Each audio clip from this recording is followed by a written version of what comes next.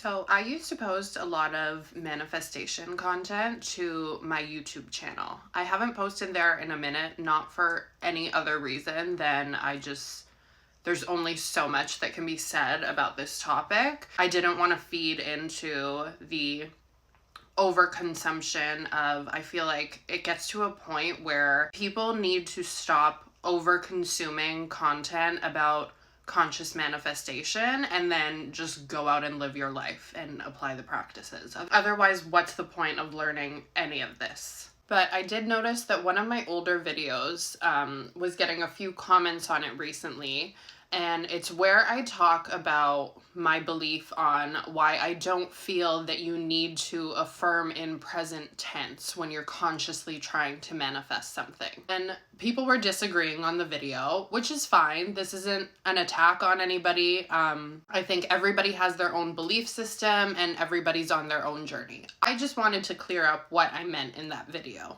So in the video, I talk about how your subconscious mind doesn't operate in language. It doesn't understand the difference between terms like is, was, going to. Those are all functions of the ego. So if you say, I'm going to be a millionaire, and you feel into that feeling, you embody the person who already has that, your subconscious mind registers that as if it's happening now. And then it allows the bridge of events to unfold where that prophecy must be fulfilled. The subconscious mind doesn't work on a linear timeline the way we as humans perceive it. That's why we're able to feel things like anxiety over something that hasn't even happened yet, because when you feel that thing that you're anxious about and when you imagine it happening, your subconscious mind can't tell the difference that that's a fantasy or that's something that you're predicting is going to happen in a distant future somewhere.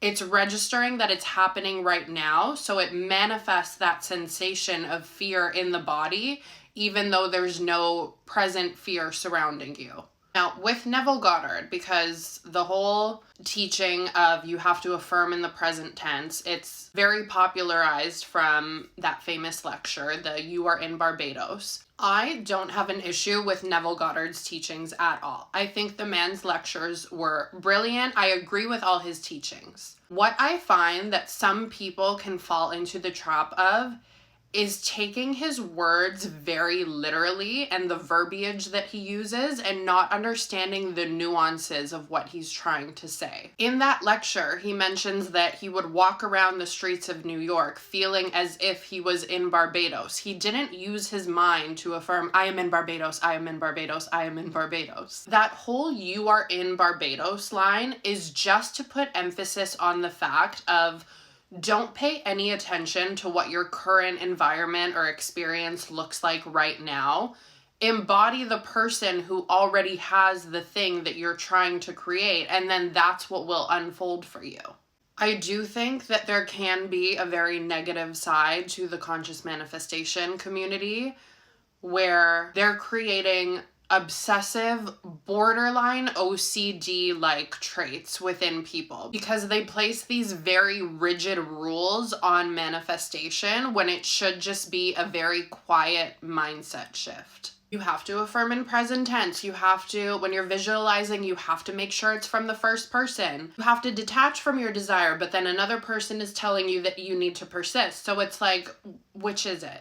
So I want everybody to take a deep breath.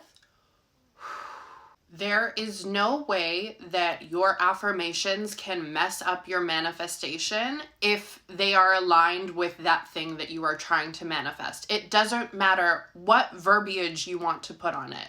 Think about it this way. We all collectively agree that manifestation isn't just this woo-woo practice that you discovered one day, and then all of a sudden from the day that you learned of conscious manifestation, it's like you were reborn and nothing before that existed. You didn't suddenly develop this key to be able to manifest. Everything in your life up until this point has been a manifestation.